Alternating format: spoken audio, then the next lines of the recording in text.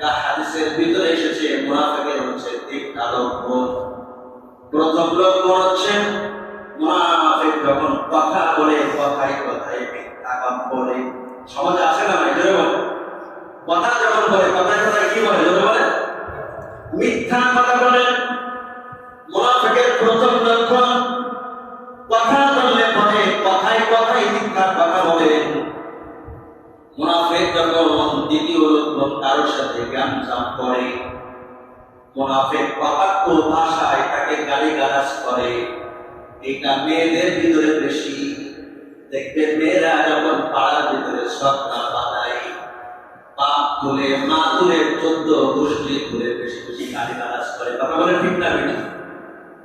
সবটা বাঁধাইলে গালিগালাজ করে, গামজাম করলেই গালিগালাজ করে। এটা হচ্ছে মুনাফিকের দ্বিতীয় লক্ষণ। তৃতীয় লক্ষণ বলেছে মুনাফিক যখন ওয়াদা করে, মুনাফিক সব সময় ওয়াদা ভঙ্গ করে।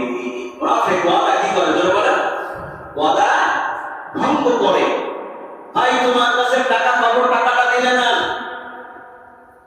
বলছে ভাই আগামী কাল দেব, কিংবা সোমবারের দিনে দেব, কিংবা রবিবারের দিনে দেব।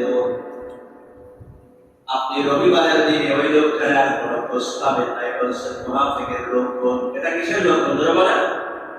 মুনাফিকের লক্ষণ।